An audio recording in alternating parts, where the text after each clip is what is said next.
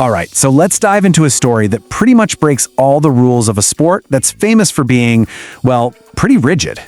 This is a story about a champion who at the absolute peak of competition does something you just don't see.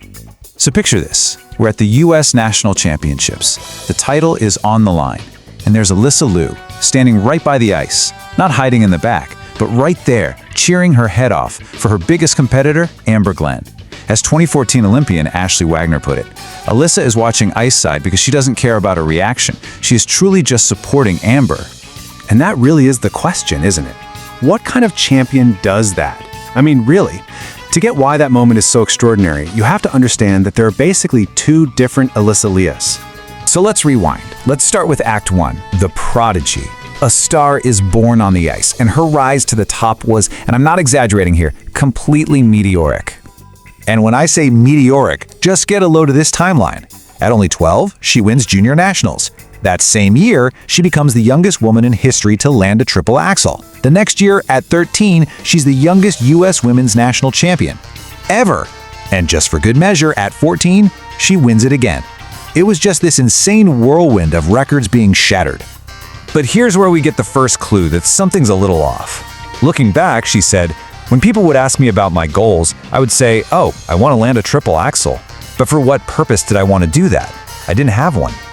You know, it kind of hints that maybe the dreams she was chasing weren't entirely her own. And that really gets to the core of it. Behind all those incredible jumps and the huge scores was a young girl who, as many people noted, had this plastered smile. You know, something's got to give. And, well, it did. Which brings us to Act 2, the breaking point. This is where the cracks really start to become obvious. The pandemic was a massive factor.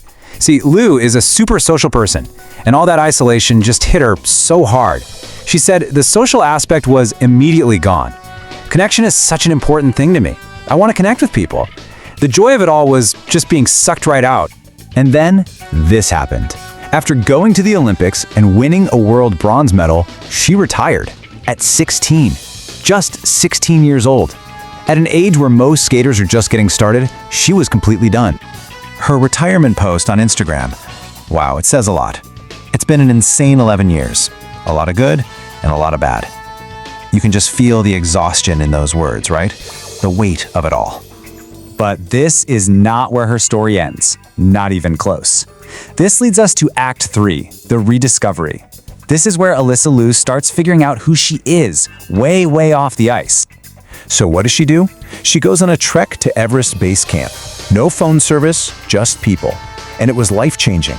She said, we were having a lot of deep conversations, trying to understand life in general. I think that experience honestly helped me a lot. And all of that led her to this really powerful, simple truth. I couldn't know myself if I only ever did one thing. She had to be more than just Alysa the figure skater. And by doing that, by finding herself, she actually found a real reason to come back to the sport. So let's get into Act 4, the comeback, her way. And this return is truly unprecedented, some would say impossible. Now, to really get how big of a deal this is, you have to look at the history of skating comebacks. They just don't really work. We're talking about absolute legends, Gracie Gold, Michelle Kwan, Sasha Cohen. All of them tried to return, and it just never panned out. The odds were stacked so high against her. I mean, people were skeptical. Even her own coach, Philip Di Guglielmo, admitted, I tried every single thing I could tell her about why she shouldn't do it. But this time, Alysa had a real purpose. She had an answer for every single doubt. That's because everything was different. It's like night and day. Just look at this. Alysa 1.0 felt she had no art to show, others made the decisions, and she had that plastered smile.